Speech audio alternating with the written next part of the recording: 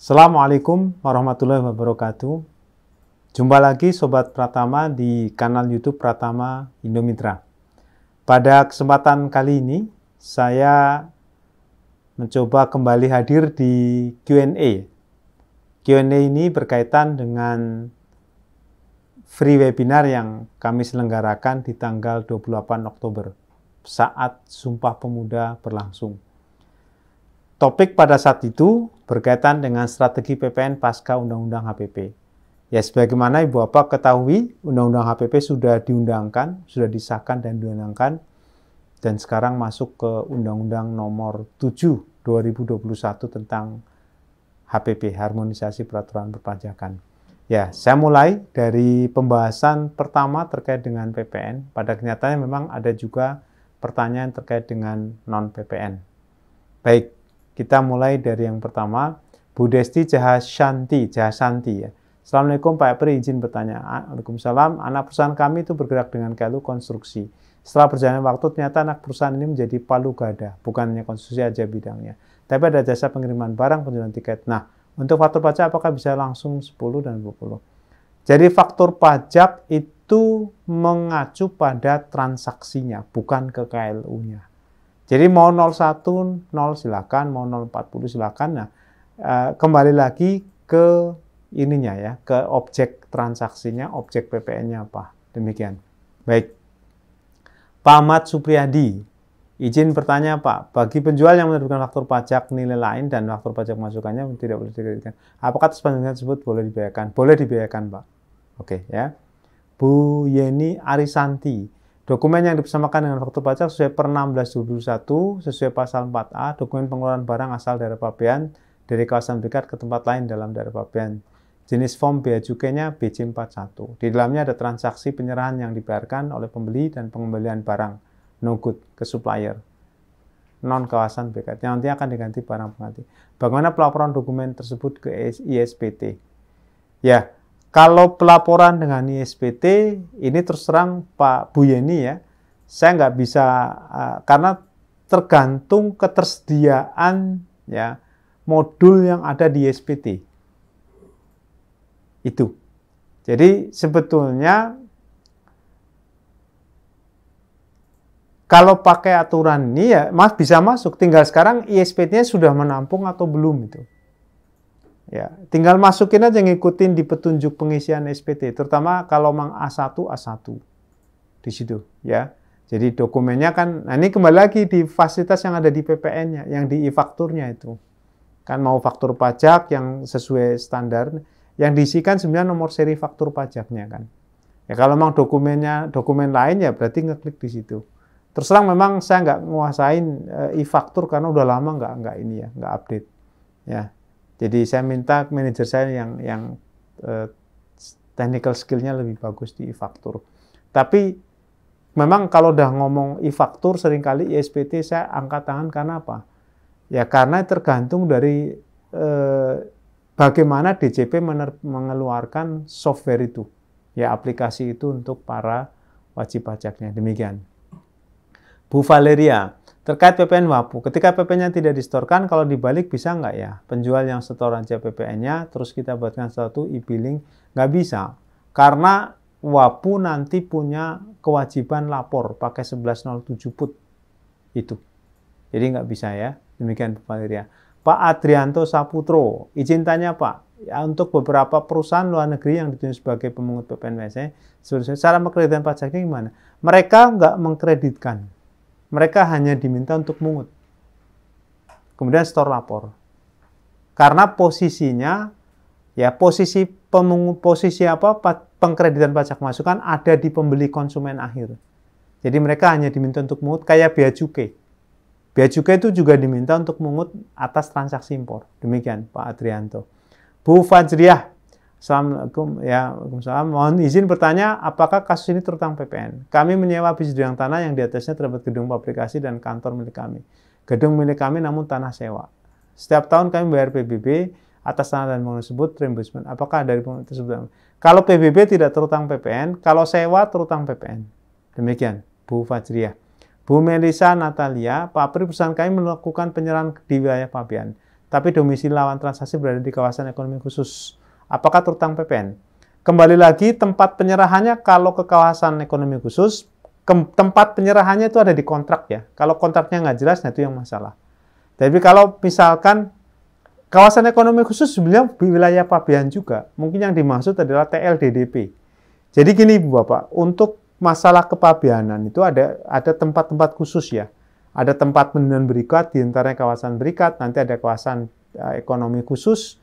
Nah, mereka dapat fasilitas. Nah, ada juga nanti tempat yang ada fasilitas namanya TLDDP, tempat lain dalam daerah pabean. Nah, mungkin yang Bu Melisa maksud itu. Nah, jadi PPN itu akan fokus diantaranya ke tempat penyerahan di mana? Di daerah pabean atau di kawasan ekonomi khusus. Kalau di kawasan ekonomi khusus tidak dipungut, kalau di luar kawasan ekonomi khusus di TLDDP itu terutang PPN. Demikian. Pak Muhammad Irfan Maulana, Assalamualaikum Pak. Waalaikumsalam. Pak A menjual barang, PT A menjual barang ke PTB sama-sama di Medan. Invoice faktur pajak jual Medan. Lalu PTB mengirimkannya ke cabang di kawasan Berikat Dumai. Lalu PTB memberikan BC 40 yang berasal dari Dumai. Dapat dibenarkan Pak? Nah, ini kembali lagi, tempat penyerahannya di mana Pak?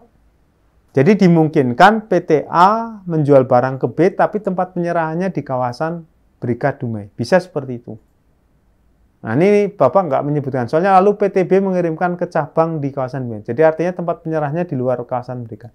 Lalu PTB memberikan berasal dari Dumai. Nggak bisa. Kecuali, nah ini informasinya kurang detail ya. Jadi dimungkinkan siapa PT A menjual barang ke B, tapi tempat penyerahannya di kawasan berikat Dumai. Nah itu. Ini mana yang betul? Nah, ini Pak Irfan nggak terlalu jelas ya. Pak Iswandono bertanya terkait penyerahan di kawasan berikat untuk barang atau jasa, misalnya supaya dianggap terjadi di Batam, itu maksudnya, sebentar, ini kawasan berikat atau Batam nih? Maksudnya harus punya NPWP cabang di Batam. Intinya tempat penyerahan di sana, Pak.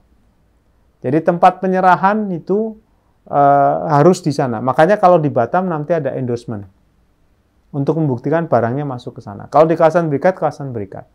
Nah ini Bapak agak membingungkan soalnya, ngomong kawasan berikat, tapi kemudian berikutnya Batam. Batam itu bukan kawasan berikat, dia kawasan bebas. Bu Meilani, selamat siang Pak Pri, mohon bertanya, usahanya trading ikan hasil laut, PKP, supply dan nelayan, karena kesemuanya adalah pedagang ikan di pasar. Apakah terutang PPN? Terutang. Ikan itu terutang. Ya memang nanti ada yang mendapatkan fasilitas PPN dibebaskan. Nah, kode fakturnya pajak kalau terutang 010, kalau dibebaskan, saya nggak hafal Bu Meliani ya. Coba Ibu cek ya. Kalau dapat fasilitas, kalau nggak 070, 080. Saya nggak hafal terus terang kalau udah ini, karena nggak nanganin detail sekarang. Bu Norma Aulia. Pak Pri izin tanya, bila kita melakukan pekerjaan periode Januari 2021, namun berita acara kesepakatan pekerjaan 5 Februari. Saat kita menerbitkan faktur pajak di tanggal 5 Februari tersebut dianggap telah menerbitkan, enggak. Kalau memang berita acara, ya selesainya misalnya 5 Februari, ya buat faktur pajaknya 5 Februari. Mengingat BA baru disepakati.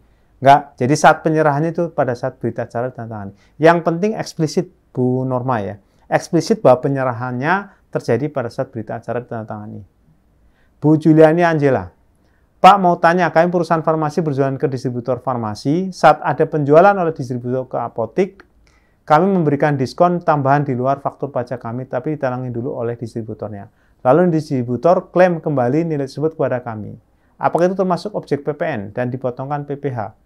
Atau mengikuti C24 yang menyatakan bahwa bila penyerahannya berupa uang, tidak perlu faktur pajak? Bisa tolong tegaskan lagi, Pak? Sebentar. Jadi, ya ini harus clear ya, kontraknya sebetulnya farmasi ngasih diskonnya ke siapa? Soalnya kalau farmasi jualan ke distributor, berarti ngasih diskon distributor. Cuma nanti memang diminta untuk, jadi ini dulu. Ya intinya kalau misalkan, betul kalau ngasih uangnya bukan objek PPh gitu ya. Cuman pertanyaan Bu Julian ini agak membingungkan juga, jadi ngeliat kontraknya dulu. Kalau memang diskon itu bukan objek PPN, sepanjang diskonnya masuk di faktur pajak. Nah, kembali lagi kan jawaban saya bersayap karena pertanyaan Ibu nggak terlalu ini ya, presisi. Ya. Kami memberikan diskon tambahan di luar faktur penjualan kami tetap diterangin dulu oleh distributor. Nah, ini kan seolah-olah gitu. Nah, sekarang transaksi Ibu dengan siapa? Transaksi perusahaan farmasi dengan distributor atau dengan ke apotik. Itu harus dikasih. Kalau saya membaca, intinya adalah apotik dapat diskon dari distributor. Nanti distributor dapat diskon dari farmasi. Itu hukum legalnya. Meskipun sebetulnya perusahaan farmasi ngasih diskon, tapi kita harus melihat hukum legalnya dulu, hukum perdatanya dulu. Jadi harus berjenjang. Karena apa? Lawan transaksinya itu diantara perusahaan farmasi dengan distributor, lalu perusahaan distributor dengan apotik. Ya, nah ini makanya objek PPN. Diskon itu bukan objek PPN. Yang objek PPN itu penyerahannya, Bu. Nah ini saya agak bingung jawabnya.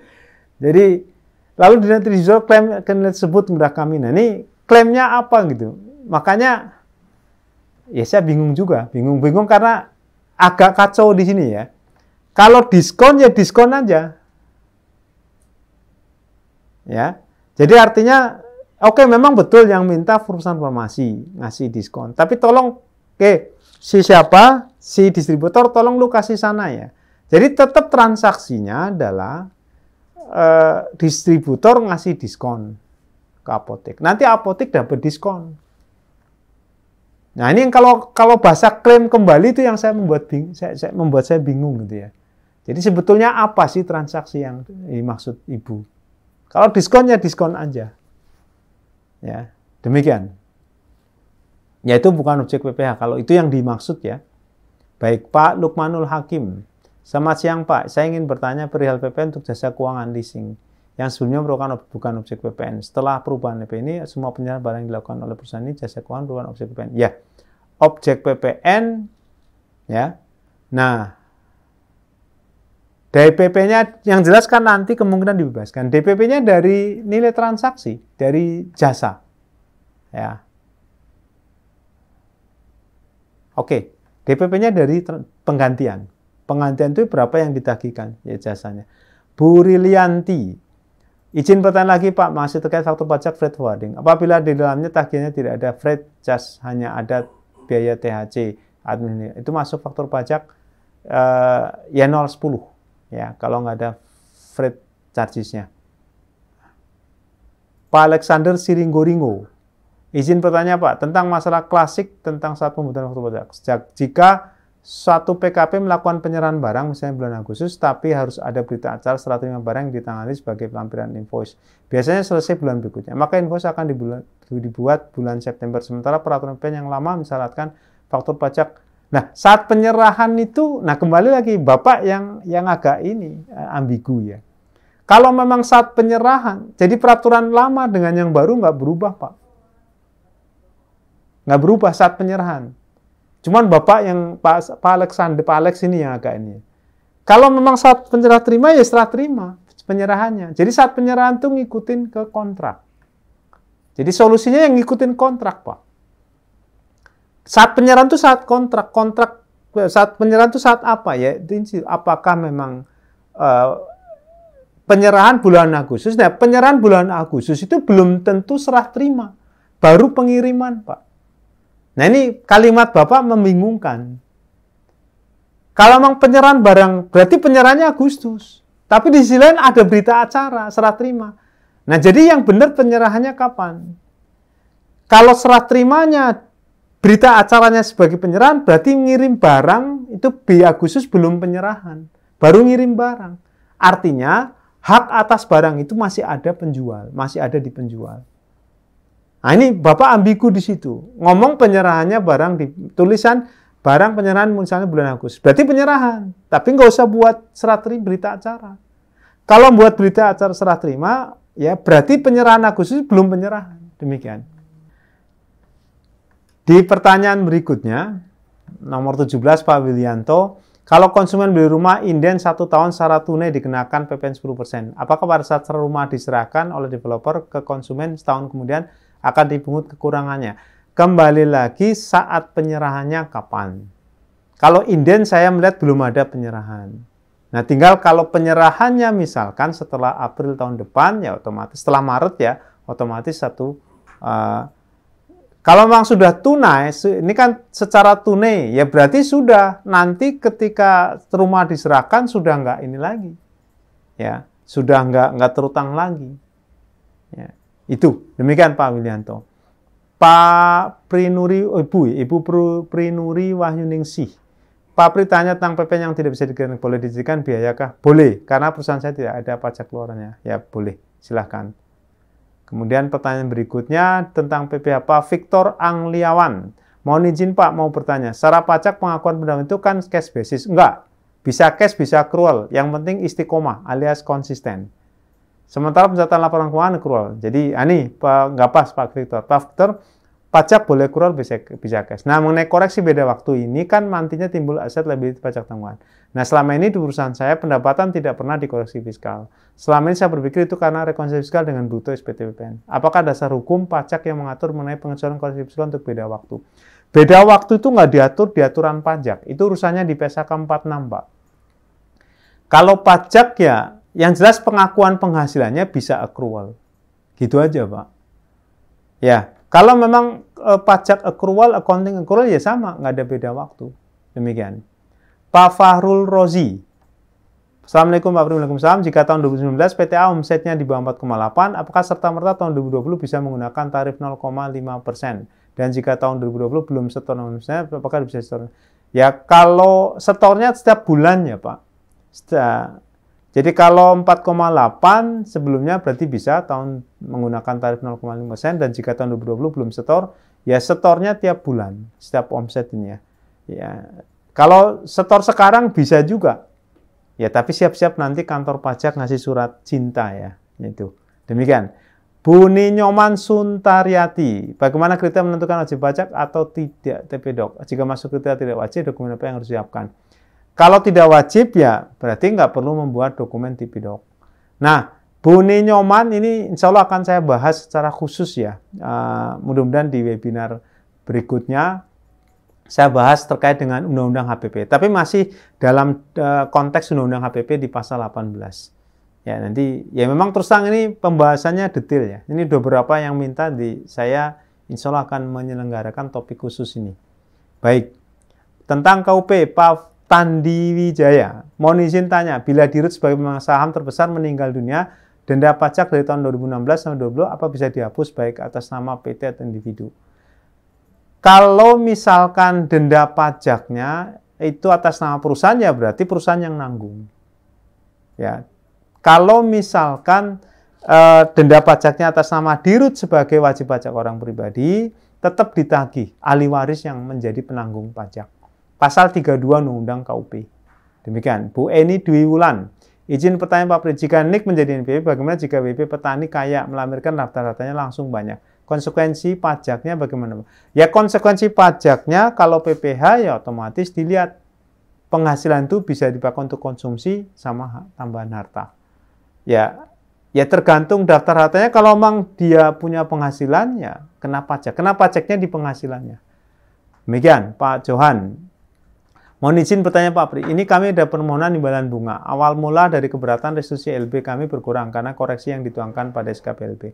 Singkat cerita kami mengajukan banding dan kabulkan seluruhnya. Setelah itu kami mengajukan permohonan imbalan bunga, namun ditolak dengan alasan lampiran tidak lengkap. Sementara pada P74 dan tidak diatur tentang lampiran yang dibersyaratkan dalam surat permohonan. Apakah ini bisa kami ajukan kembali? Ya, kembali Pak, lihat aturannya. Kalau memang nggak bisa, kalau memang belum lengkap ya lengkapi aja. Nanti diajukan kembali. Demikian. Bu Mei, Juni, Juli ya. Berarti adiknya namanya Juni. Enggak, ini lahir bulan Mei ya. Mohon izin bertanya Pak Pri terkait tata cara perpajakan penjualan aset tidak berwujud berupa merek dagang yang kebetulan dulu lupa masuk di SPT 2020. Apa saya pembetulan dulu? Ya pembetulan dulu baru bisa dijual. Oke, ya pembetulan dulu dimasukin bisa dijual. Cuman merek dagangnya ini merek dagang dikembangin sendiri atau enggak? Kalau ternyata dikembangin sendiri nggak bisa diakui sebagai aset, ya langsung jual aja. ya jual nggak apa-apa. Nanti ya, jurnalnya kan bank pada pendapatan. Demikian ya. Pertanyaan terakhir Pak Fajri Dailimi. Assalamualaikum Pak Pri. Izin bertanya Pak terkait dengan RUU PPS PWP. Apa itu? Oh, RUU HPP ya. Program pengungkapan sukarela P-nya apa? Wajib pajak. Yang jelas kalau ikut, saya bingung juga nih PPE. Soalnya nggak ada RUU PPS PWP ya. Adanya RUU HPP yang sekarang sudah menjadi Undang-Undang Nomor 7. Apakah ada klausul yang menyebutkan bahwa dengan mengikuti PSP maka wajib pajak? Tidak ada klausul. Jadi Pak Fajri bisa cek ya pasal 7 sampai pasal 12 di Undang-Undang HPP. Untuk kebijakan satu diperuntukkan untuk yang sudah mengikuti. Ya, bagaimana jika belum mengikuti? Ya nggak bisa ikut. Apakah masih ada kebijakan 2 padahal harta diperoleh tahun? Ya nggak bisa. Demikian. Demikian Pak Fajri, Ibu Bapak semua, alhamdulillah sudah kelar Q&A untuk webinar tanggal 28 Oktober. Mudah-mudahan bermanfaat. Kurang lebihnya mohon maaf. Assalamualaikum warahmatullahi wabarakatuh.